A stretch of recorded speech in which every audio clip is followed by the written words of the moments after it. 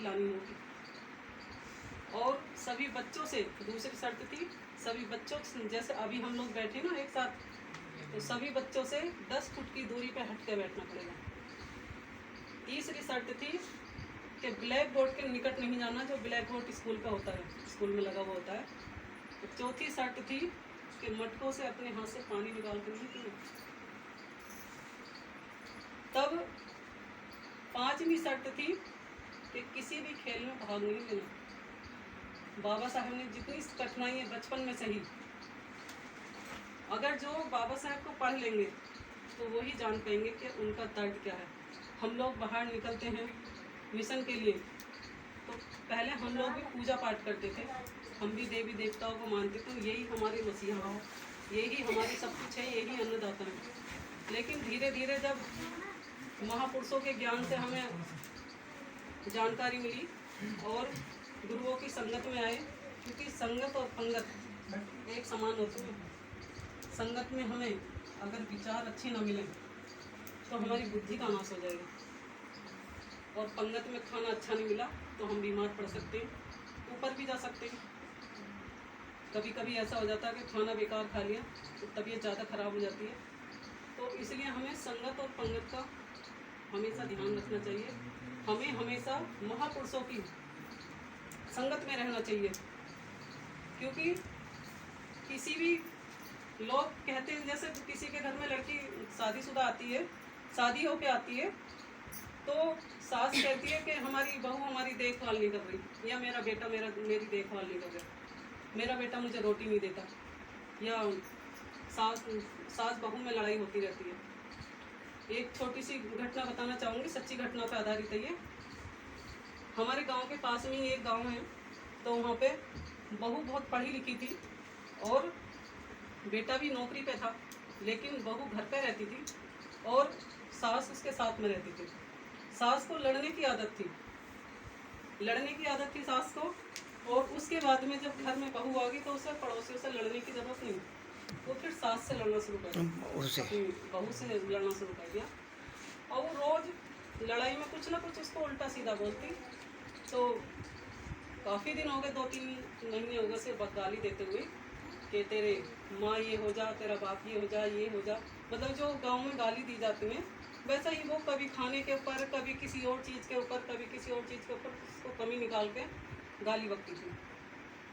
तो अब एक दिन बहू ने क्या काम करा, पहले तो एक गिलास ठंडा पानी लेके आई और सास से कहने लगी कि अम्मा जी आपका हलक सूख गया होगा, आप पानी पिए। तो सास पहले तो शर्मिंदा हुई, शर्मिंदा होने के बाद में कहने लगी, फिर वो चाय लेके आ गई, तुरंत चाय बिस्किट, अम्मा जी नाश्ता कर दो, आपको भूख लगी है। तो बहू कहने लगी, आप तो किस पत्थर की बनी हुई है, किस मिट्टी की बनी हुई है, मैं तुझे कुछ ना कुछ किसी न किसी बात पे तेरी कमी निकालती रहती हूँ, और तूने आज तक मुझे किसी भी तरह की कोई कमी नहीं, जवाब तो क्या देगी। और मुझसे बोलती आके कि मम्मी जी आपको ये परेशानी है, आप ऐसा करो, आप ऐसा करो, तू ये बता तुझे बुरा नहीं लगता। तो बहू ने कहा, अगर मैं भी तुम्हारी तरह करूँगी तो तुम में और मुझ में फ़र्क क्या रह जाएगा। मेरे संस्कार मेरे माता पिता ने अच्छे दिए हैं, क्योंकि मेरे माता पिता जो हैं बाबा साहब के अनुयायी हैं और तथागत बुद्ध के विचारों पर चलने वाले इंसान हैं। तो मेरे माता पिता ने मुझे बड़ों का सम्मान करना सिखाया। हम लोगों को भी, हमारे बच्चे जो हैं जो बैठे हुए हैं, उन्हें भी ऐसा ही सम्मान, हमें पराए घर भी जाना है तो कभी भी सास को उल्टा सीधा नहीं कहना। झगड़ा हर किसी के घर में होता है, लेकिन वो हमें देखना कि कैसे हमें जवाब देना सामने वाले को जवाब हमें सोच समझ के देना चाहिए। और सास तो हमारी माँ के समान होती है। लोग कहते हैं ना कि बेटा देखभाल नहीं करता, बेटा तो देखभाल करता है। अगर बेटा देखभाल नहीं करता तो शादी से पहले वो छोड़ नहीं देता अपने माँ बाप को, कि शादी से पहले बेटा छोड़ के जाता। हम अपनी बच्चियों को संस्कार देना भूल जाते हैं। उजड़े हुए घरों की दुनिया बसा कर चले गए, उजड़े हुए घरों की दुनिया बसा कर चले गए, कितने दुख दिए जालिमों ने, फिर भी मुस्कुराते चले गए। कितने खुदगर्ज हैं हम लोग जो बाबा साहेब के मिशन को छोड़कर अंधविश्वास की गोद में समर्पित हैं। हम लोग बाबा साहब के मिशन को तो भूल गए। एक पुजारी, अनपढ़ पुजारी भी अपनी कमाई से जो पूजा में उसके पैसे आते हैं वो अपनी रोजी रोटी कमा लेता है, और एक पढ़ा लिखा व्यक्ति जो संविधान से उसे नौकरी मिलती है, और पढ़ाई लिखाई हॉस्पिटल जो भी हमें आज जितने भी ऐशो आराम मिल रहे हैं वो सब बाबा साहब की बदौलत मिल रहे हैं। लेकिन हम लोग धन्यवाद किसे करते हैं? ब्राह्मणों को, पुजारियों को, जो कि 5वीं फेल पुजारी है। क्या हमें ऐसे लोगों को उनके आगे शीश झुकानी चाहिए? उन लोगों के बजाय हम अपने माँ बाप को, अपने घर में जो माँ बाप बैठे हुए हैं उनकी सेवा करें, उनकी पूजा करें। तो सबसे बड़े माँ बाप, तो सबसे बड़े भगवान, सबसे बड़े देवता हमारे माँ बाप। हमें अपने माँ बाप के कहने में चलना चाहिए, और चाहे कितनी भी कठिनाई सहनी पड़े। एक बार बाबा साहब का मिशन में उसमें गए थे, सभा में गए थे, तो अपनी सभा में बोलते हुए कह रहे थे कि जो माँ बाप अपने बच्चों को अपने से ज़्यादा उन्नति में नहीं देखना चाहता, उन माँ बाप में और उस जानवर में कोई अंतर नहीं है।